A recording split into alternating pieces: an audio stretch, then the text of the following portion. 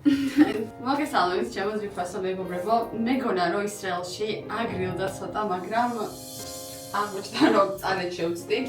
უბრალოდ ყველას გვეგონა და ყველას გვიხაროდა, მაგრამ ისევ ჩამოცხარ და დღეს დილით საკმაოდ წვიმიანი ამინდი იყო და ცოტა გრილით. წარეთ შევწდით, წარეთ მოვტყუდით ყველა, არ გვიღირსა სიგრილე არანაირად. არა შედარება წინა კვირაში სიცხელო და ხალხი ზღვაზე იყო და წარმოედგინეთ, შუა ნოემბერია.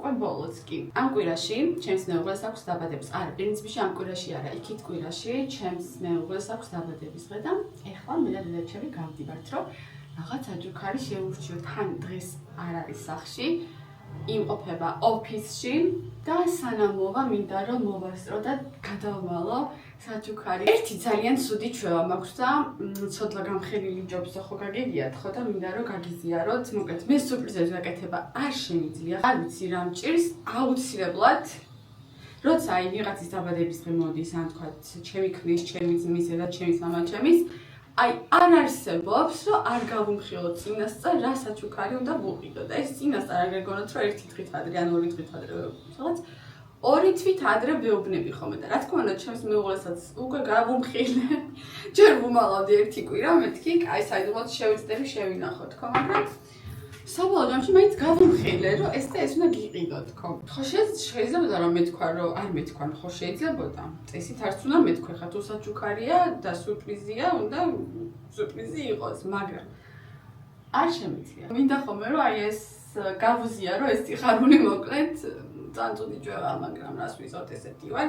ასევე ჩემი ძმის დაბადების დღეც მოდის და იმასაც რა თქმა უნდა უკვე გავუმხილე, რასაჩუქარიც უნდა ვუყიდო. ასევე მივდივართ ერთ რესტორანში, სადაც უკვე ძალიან დიდი ხანია გვინდა წასვლა, მაგრამ აი არასდროს არ არის ხოლმე ადგილები და როგორც იქნა, ესეც ორი თვით ადრე რაღაცნაირად აღმოჩნდა მაგ რესტორანში ადგილი და იქ მივდივართ იქ შევუკვეთი ადგილი და მეთქი ამას მაინც შევინახავ თქო საიდუმლოდ მაგრამ რა თქმა უნდა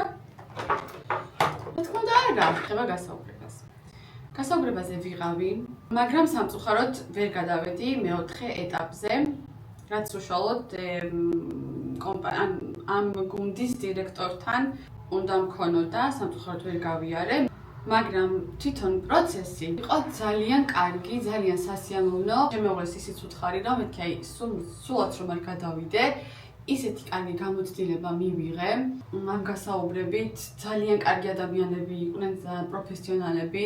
რაც ამ კომპანიასთან მომეწონა ის იყო რომ საერთოდ არ გავდა ტრადიციულ გასაუბრებას. იყო აი როგორც ორი ადამიანი დაჯდა და საუბრობდა. Ну, რა თქმა უნდა, ეხა რომ გითხრათ, რომ ძალიან გამიხარდა, რომ არ მივიღეს, რა თქმა უნდა, ეს იქნება სრული ტყუილი. გული დამწყდა, თან ძალიან მომეწონა ეს კომპანია, საკმაოდ ცნობილი კომპანია, მარტო ისრაელშიც, მაგრამ მე ვიფიქრე, რომ ალბათ მეთქი უკეთესი რაღაცა მელის წინ და რა თქმა უნდა, ეხა ეს ეგრევე ეს ფიქრები არ მქონია, ანუ ცოტა მოწყენილი ვიყავი. ამიტომ იმეც არ ვკარგავ, რომ რაღაცა შეიძლება უკეთესიც გამოჩნდეს. და მე ვფიქრობდი, რომ რა კარგია თქო რა. ესე იგი, ამაზე უკეთესი შეიძლება მელის რაღაცა. იმედი არა უარესი. ყველაფერი შესაძლებელია. აზრით ჩემი დამოკიდებულება, ჩემი მიდგომა ესეა, მაგრამ რა თქმა უნდა, როცა უარს გეულებიან ესეთ რაღაცებზე ეგრევე ვერ იფიქრებ. ხო, რაღაც ცუდი აზრები გიტრიალებს ადამიანს თავში. ხო, და მინდა და ერთი რაღაცა საინტერესო ინფორმაცია გამიზიარებინა თქვენთვის. ისრაელში ვიყენებთ პლატფორმას, რომელსაც ქვია Glassdoor. ალბათ საქართველოშიც შეიძლება ვიღაცები იცნობენ ამ პლატფორმას და რა ხდება ამ აპლიკაციაზე. მოკლედ, რა კომპანიებიც არსებობენ ისრაელში, მაგათ შესახებ იდება ინფორმაცია. ამ ინფორმაციას ავსებენ თანამშრომლები, ვინც კონკრეტულად ამ კომპანიაში არიან დასაქმებულები. ან მოწონთ თუ არა თავიანთი კომპანიასაც მუშაობენ, თუ არა რა ცვლილებებს შეიტანდნენ, ყველაფერს წერენ მართლა. უშუალოდ თანამშრომლები და ეს არის ყველაფერი ანონიმური და ასევე ქულებს თვითონ კომპანიას, რა 5 ბალიანი სისტემა თუ არ ვჭდები. ასევე იქ იწერება ხელფასები, ანუ კონკრეტულ როლებზე რა პოზიციებზე რა ხელფასებია, ასევე ინტერვიუს ვინც გადის ამ კომპანიებთან, სიტყვად ეხა მე რო გავიარე ინტერვიუ ამ კომპანიასთან, ვისთანაც გავიარე, ხო?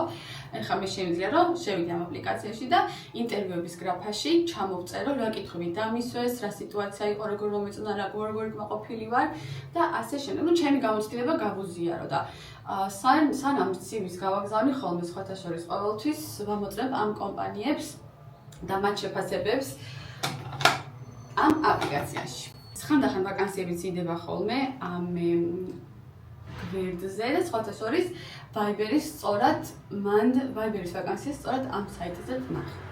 მაგრამ მაშინ LinkedIn-ი არ იყო, ან ძალიან არაპოპულარული იყო. აპლიკაციას ვერ გამოიყენებ თუ შენ თვითონ რაღაცა წვლილი არ შეიტანე. ოკეი, ახლა მე რო Viber-ში მუშაობდი, მაშინვე დავტოვე რაღაცა კონკრეტული შეფასება Viber-ზე. სწორედ აი ამის შემდეგ შემეძლო უკვე გადამეხედა ვინ რას წერდა სხვადასხვა კომპანიებზე, რა იყო ხელფასები სხვადასხვა პოზიციაზე და ასე შემდეგ. მანამდე მხოლოდ ვაკანსიების გამოყენება არის შესაძლებელი, ანუ აი ამ შეფასების გარეშე, თუ არ ვწდები. ხო და ვინც არ იცით ეს აპლიკაცია, იმედია რომ და ეხლა გაიგეთ ამის შესახებ. იმედია რომ გამოვადგებათ. გავედი ბოლოში, ეხლა გავალ და შევხვდები დედას. ძალიან გიბოდიშ რომ აი ამ ჭაღარათმას ესე ცხვირწინ გიფრიალებთ. აუცილებლად ამ კვირაში ბოლო მოეღება ხალხო, მეც უკვე ძალიან დავიღალე. მე მგონი მზად ვარ. შანსა რო არ მეყიდა, რა უნდა მექნა, არ ვიცი, სულ ამას დავატარებ ყველგან სადაც მივდივარ. სულ ეს მიჭირავს. კაიფერია და მაგიტოლოთ პრაქტიკული. მომენტი.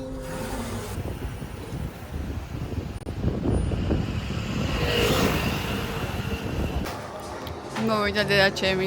რა თქმა უნდა, საახალწლო დეკორაციებში შემოვედით.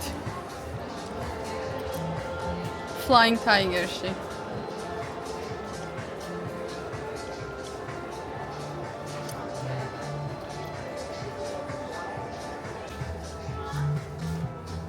Chandelier. ეს რა არის? ჩასადები?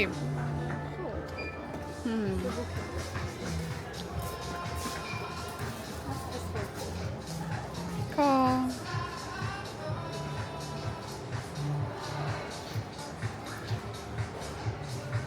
ეს ალბათ საქართველოშიც ანალოგიური რაღაცები იქნება, ხო, ზუსტად?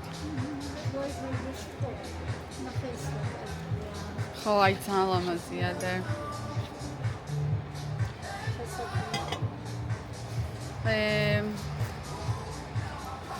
50 შეკელი ღირს ფასდაკლებით. მე ეს უფრო მომეწონა. ამას ვიყინდი. ბოდიში შემიშალა 42 შეკელი ღირს ფასდაკლებაზე. კი, კიდევ უფრო ცოტა ღირს. მოდი ვიყიდ. რო გავალთ ვიყიდოთ. მაგრამ სად წავიღოთ მე?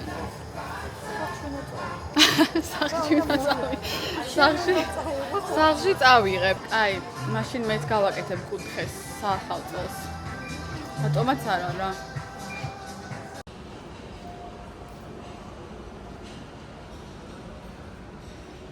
ლეგოში, აი სწორად აქ უნდა შევურჩიო ჩემს მეუღლის საჩუქარი. ვერც კი დაიჭერებთ. დიახ. ეგი ჩვენ ვეძებთ ან Star Wars, ან Back to the Future.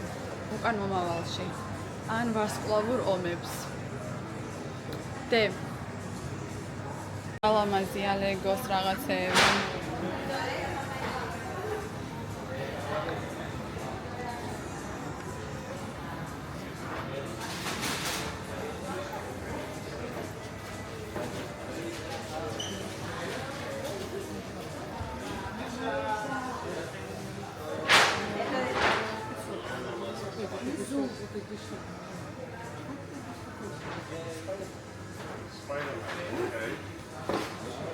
ვიდან არის Stormtrooper-ი.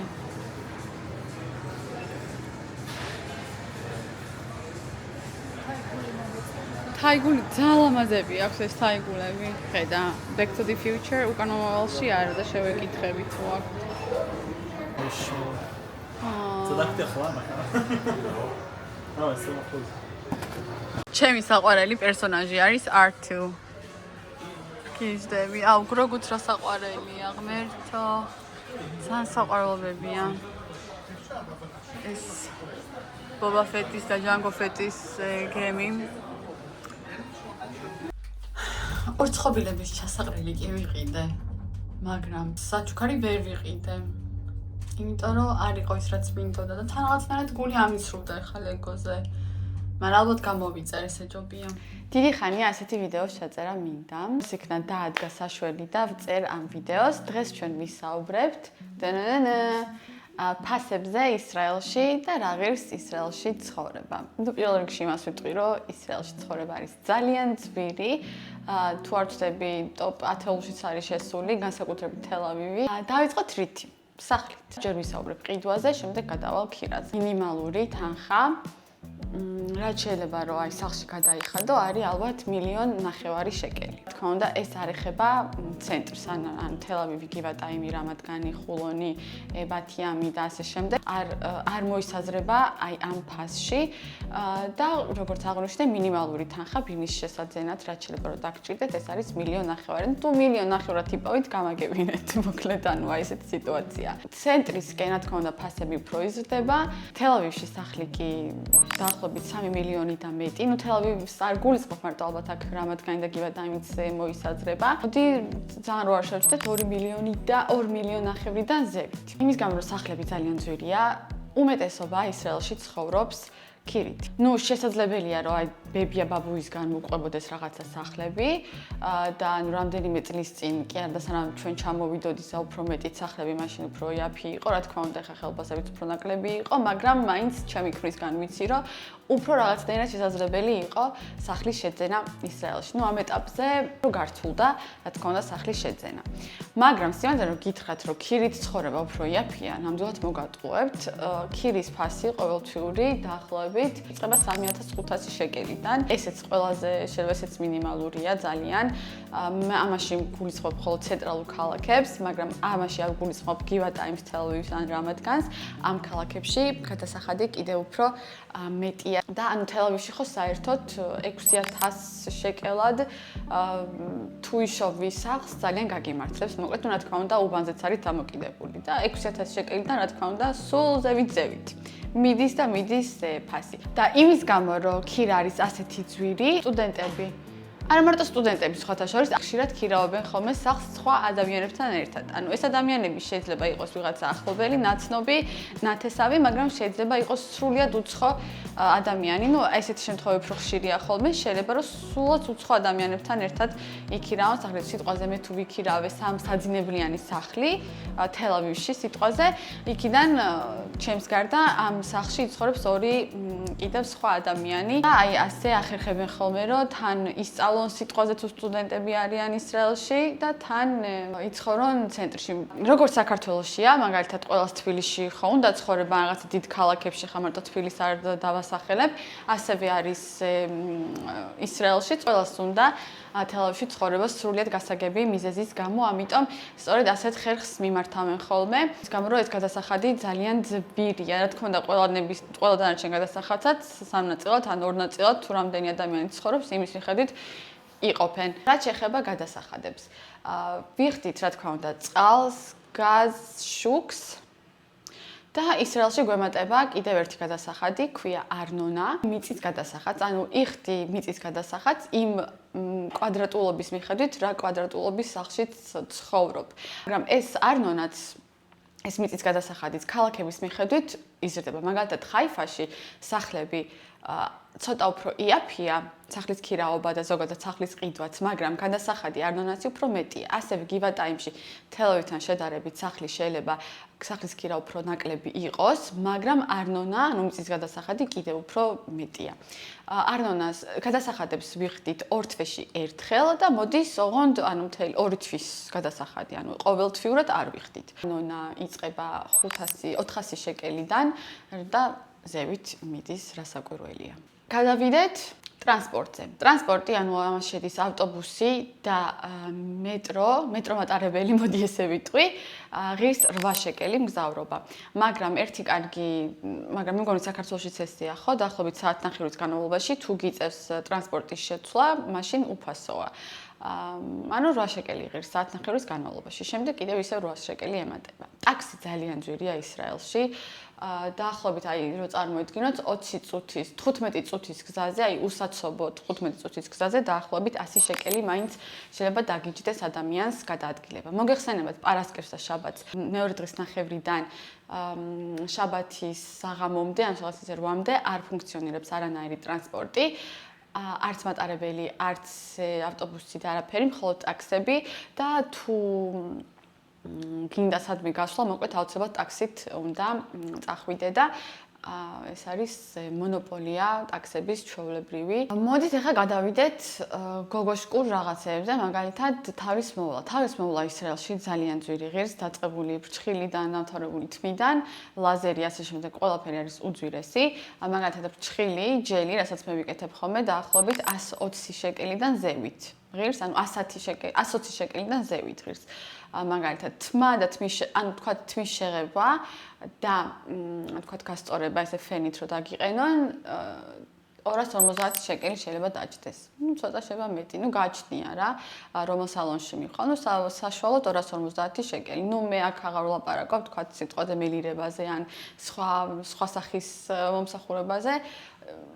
ჩემი მეგობარი, ჩემი დაქალი მაგალითად თმას ქერათი იღებავს ხოლმე, თან ისინი მელირება და მაგალითად 900-800 შეკელი უჯდება. რაც შეეხება პარფიუმერიას და სუნამოებს. სუნამოების ხოშიც გაგიკვირდება, თუ გეტყვით, რომ ისრაელში გაცილებით უფრო იაფია ვიდრე საქართველოში. მე ეს ნამდვილად შემჩნევია და ეხაც ჩემებს რომ ჩამოდიან ხოლმე, ანუ ორის მშობლები, ჩემი ორის მშობლები, სუნამოს ფასებზე არიან გაოცებულები. ასევე ძალიან ძვირია ეს ახლა გამახსენდა საქართველოში Adidas-ი და Nike და სპორტული ბრენდები ისრაელში საერთოდ არ არის ეგ ფასები. Adidas-ი და Nike ძალიან ან ჩვეულებრივი ფასები აქვს, როგორც ვთქვათ, საცმელს Zara-ში სიტყვაზე, ან Mango-ში, ან ასე შემდეგ. და მახსოვს რომ საქართველოში რო ვიყავით, მე და მეუღლემ გადაწყვეტ რომ რაღაც ერთი, მე მგონი აღარ მახსოვს რომ რაღაცა სპორტულ მაღაზიაში შევსულიყავით და გავოცდით საერთოდ Nike-ის და Adidas-ის ფასებით, შედარებაც არ არის, მოკლედ. აქ იმდენად ხელმისაწვდომია, ასე ვთქვათ. მაკიაჟიც ძალიან ხელმისაწვდომია ყველასთვის, ვინც მუშაობს, არაფერი განსაკუთრებული, მაგრამ ესენი უფრო ძვირია სუნამოებთან შედარებით. მაგალითად, შეიძლება საქართველოში უფრო იაფია. საქართველოში მაინც და მაინც მაკიაჟი არ მიყიდია, ამიტომ არაკომპეტენტური ვიქნები, რომ რაღაცა შედარება, არასწორი შედარება გავაკეთო, ამიტომ უბრალოდ ამით შემოვიფარგლები და ვიტყვი, რომ ნორმალური ფასებია. მაგალითად, ერთი მაკის ახლა რაღაც გამახსენდა მეკის ტუჩსაცხი შეიძლება ღირდეს 98-93 შეკელი, 100 შეკელამდე. დაახლოებით ესე. საქართველოში ნამდვილად არ ვიცი რა ღირს ესენი. რაც შეეხება სურსათს, ეხლა მინდა რომ წავიდე მაღაზიაში, სუპერში, ჩემს დაბლა და დაგათვალიერებინოთ ფასები, ანუ ესეთი საბაზისო სურსათზე, როგორც არის თქვა, კვერცხი, რძე, სიტყვაზე ფქვილი, პური და ასე შემდეგ. ხო და წავედით და ნახოთ რა ღირს სურსათი ისრაელში.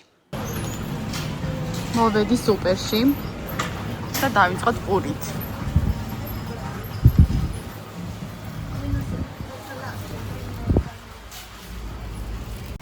აი ესეთი ჩვეულებრივი დაჭრილი პური ღირს დაახლოებით 8 და 38 შეკელი. მე ვყიდულობ ხოლმე აი ესეთ პურს.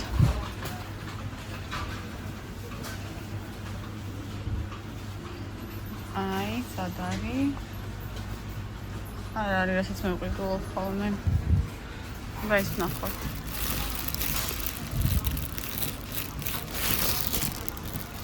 ეს ღირს 17 და 90. ესეც პესტო.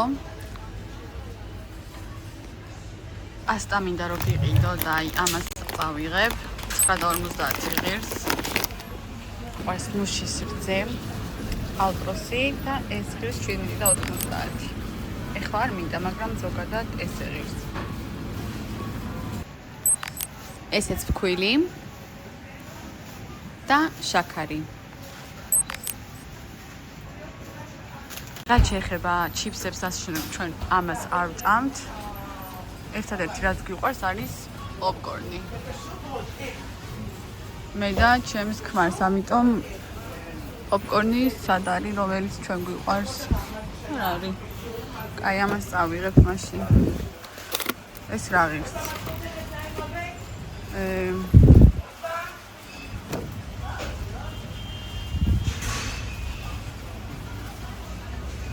რატო არ წერია? ბატიბუტი, რა ღირს ბატიბუტი? აი, 18 და 90. 5 ცალია. შოკოლადებსაც მაინც და მაინც არ ვჭამთ მე და ჩემი მეუღლე, მაგრამ აი რო დაფიქრდეთ, აი რო წარმოიდგინოთ, ესეთი ღირს 36 და 90 შეკელი. რაფაელო 24 და 90 და სად არის ლინკი სიტყვაზე?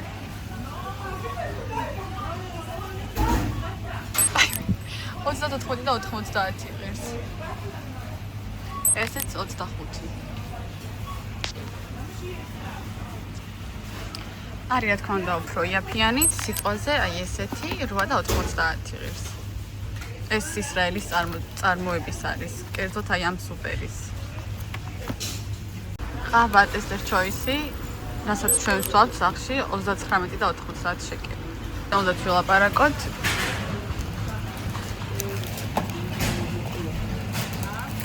კარტოფილი ღირს 7 და 90.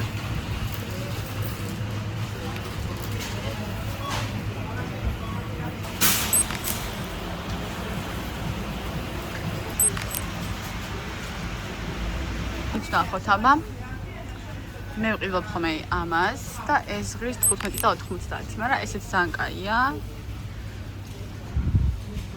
და ზეითუნი დიდი ხანი მყოფნის ხოლმე, ამიტომ ამას ვყიდულობ.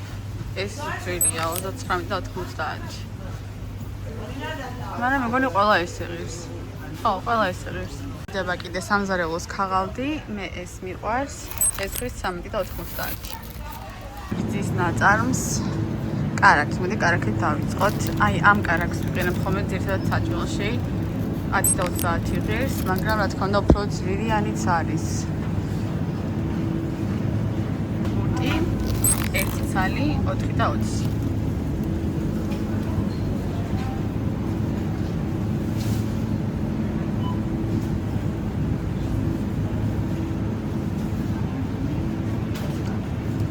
პროები 6 და 90. იოგურტები ჩვენ არ გვიყვარს მაინც და მაინც.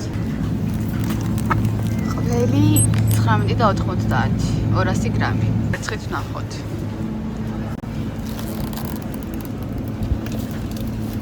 ეს არის ექსტრა ლარჯი. და ღირს რამდენი? 16 და 48. ზე 9 და 90. აქ ესე ნახევარ ფაბრიკატები, რომელსაც ძალიან ისეთად ვყიდულობ.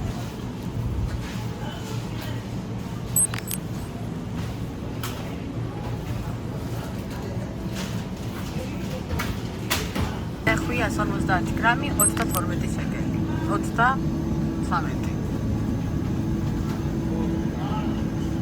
კიდე ხსველი ხელსაყრელების შეკვრა და ღირდა 17 და 90. საერთო ჯამში გადავიხადე 126 და 39 შეკელი. ამ კვირაში გამომედი დედაჩემთან და ისე დაემთხვა, რომ ხილბოსტნეულის საყიდად იყო წასული და როცა დაბრუნდა, გადავწყვიტე, რომ ერთად გვენახა რა შეიძინა და რა ფასად. საერთო ჯამში ეს არის ძალიან კარგი პომიდორი. ორიგინო. კიტრი, მანდარინი, კლემანტინა უბრალოდ. ბანანი, აშლი, კივი და საერთო ჯამში გადავიხადეთ რამდენი წერა 103 შეკელი და 103 და 50. რა სიტყვით, ბევრია თუ ცოტა? ძვირია? საქართველოში ამდენი არ დაჯდებოდა? არა, დედა, რა სუპერი. ისეთი ფასებია იქ. კიდევ ერთი სექტორი, მოდი ასე ვთქვათ, რაც ძალიან ძვირია ისრაელში, ეს არის საჭმელი, ჭამა და განსაკუთრებით რესტორნები ხალხო, აი, ისეთი ფასებია, რომ საერთოდ საქართველოში რო ჩამოვდივართ ხოლმე, ისე გვიხარია, რომ აი ჩვენ სიხარულს საზღვარი არ აქვს, იმიტომ რომ რაღაცა არა ამ ქვეყნიურად ძვირია ისრაელში ჭამა, რო გადიხარ ორი ადამიანი, არ გულისხმობ რაღაცა ეთეფშების ერთმანეთს რო ალაგიახავთ და ეგეც უფრას უბრალოდ აი სამი კერძი რო აიღო, კერძი რა ერთი სტარტერი და ორი შევა მთავარი კერძი, ორ ადამიანს და სასმელის გარეშე, ნებისმიერი სასმელის გარეშე 250 შეკელი მაინც დაგიჯდება. კაც არა, ორ კაცს გულისხმობ, მაგრამ ანუ რო გითხრათ რომ აი ესეთი საჭმელი ლანჩი ან სადინი დაგანაყრებს, არა, ალბათ 1-2 საათში კიდე მოგშივდება და კიდე დაგჭირდება რაღაცის კიდე შეჭამა. ხა ეს გამახსენდა უბრალოდ ჩვენი სახლის დაბლა არის პიცერია და ერთი პიცა დაახლოებით 98 შეკელი იღებს. 75 შეკელიდან ზევით იწყება ფასები და ყველაზე ძვირიანი მე მგონი არის რაღაც 100 შეკელამდე, ასე ვთქვათ. ჩვეულებრივი თან არაფერი ზედმეტი რო არ აქვს ისეთი აი მარგარიტა სიტყვაზე. მაგრამ რა თქმა უნდა, ხა შეგიძლია ისეთი street food-ი, ანუ ქუჩის საჭმელი ჭამო, ასე ვთქვათ და უფრო იაფად გამოხვიდე, ნუ დაახლოებით ხა პიტას თუ შეჭამ, ან ან შვაღმას, ანუ შაურმას, უფრო სწორად, შეიძლება დაახლოებით, ნუ რა ღირს 65 შეკელი, ესე.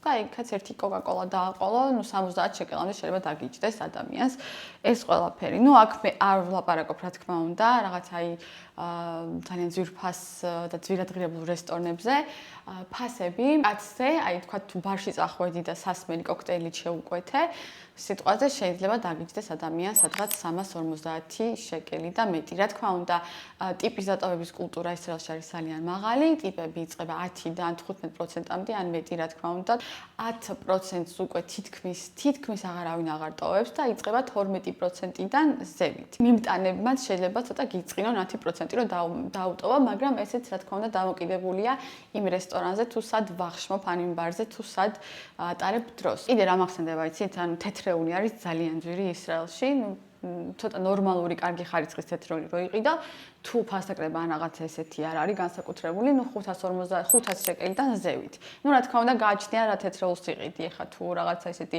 ძალიან ჩვეულებრივი გინდა, შეიძლება 250 შეკელთაც ნახო, შეიძლება ვერა. ტექნიკა სხვათა შორის მე მგონი ისრაელში უფრო იაფია.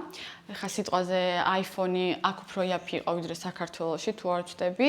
ძალიან მინდა ახალი რობოტის შეძენა, გვაქვს ერთი ძველი, ცოტა უკვე ვეღარ მუშაობს ისე როგორც საჭიროა და იმ დღეს ვათვალიერებდით რობოტებს და რატომღაც საქართველოს ფასებით დამაინტერესდა და რო შევედი და ვნახე, მივხვდი, რომ ისრაელში გაცილებით უფრო იაფია ტექნიკა, აი თქვათ კონკრეტულად აი ეს რობოტი, ტრისასრუტი რობოტს გულისხმობ, ვიდრე საქართველოში. რაც შეეხება სწავლას, კონკრეტულად ამ თემაზე ამჟამად ვისაუბრებ უნივერსიტეტზე.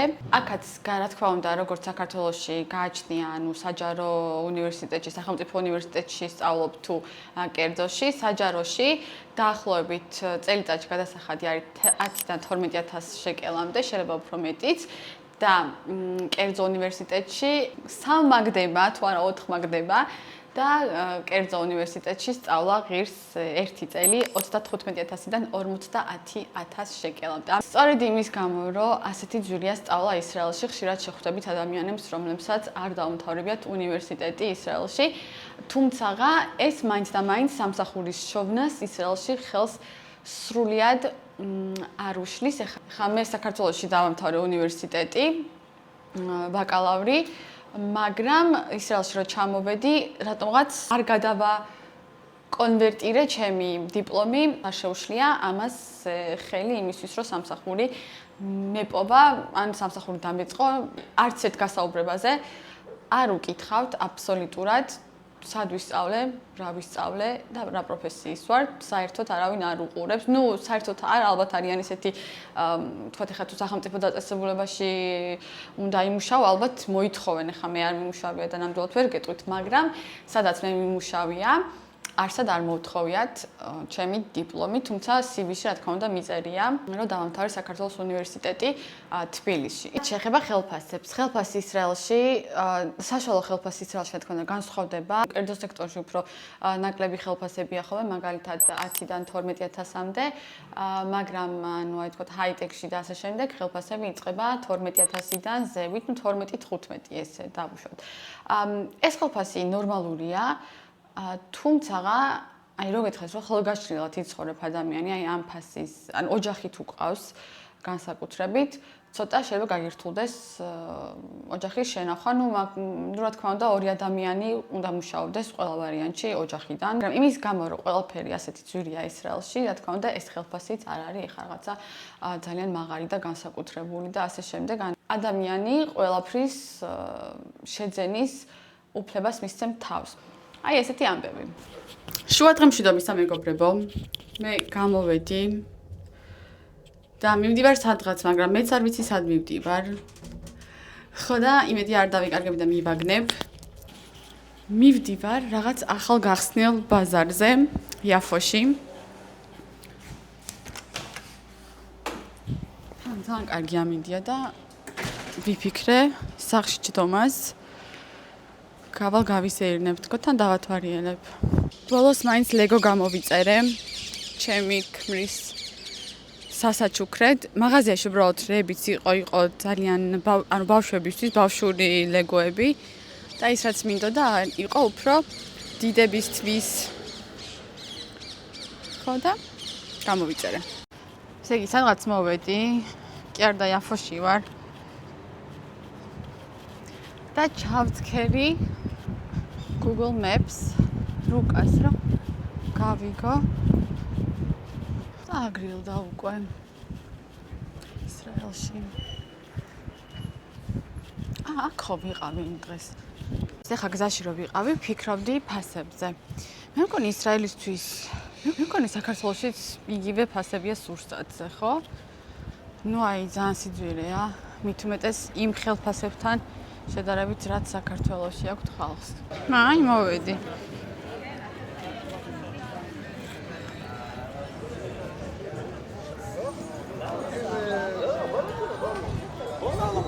რამდენი ხალხია გაოცებული ვარ.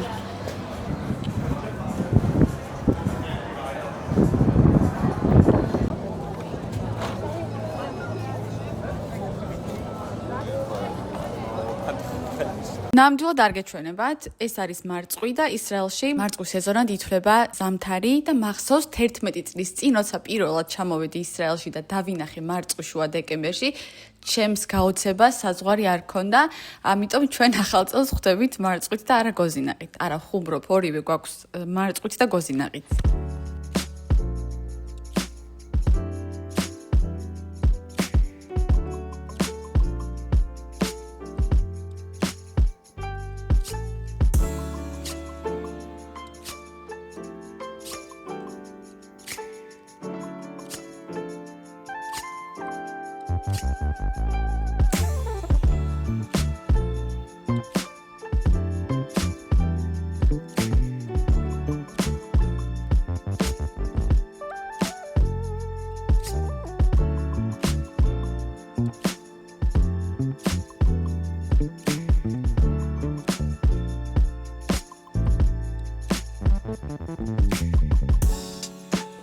რაც შეეხება აი ამ შოკოლადებს, მწარედ ვინანე რომ არ შევიძინე, როგორც აღმოჩნდა მხოლოდ ხაიფაში იყიდება და როგორც კი მოვხვდები ხაიფაში, აუცილებლად შევიძენ, როგორც გავიგე, არის უგემრიელესი.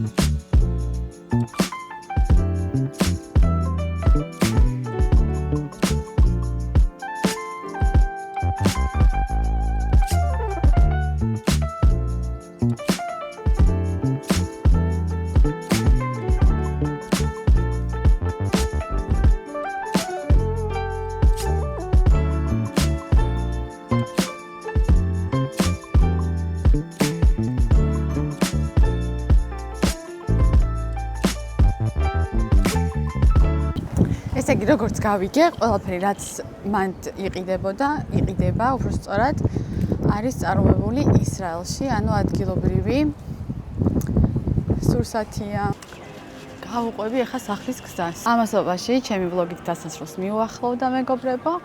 თუ რამე კითხვა გაგიჩნდათ, ფასებთან დაკავშირებით, რაც არ ვახსენე, გთხოვთ გამიზიარეთ, შემეკითხეთ, გიპასუხებთ.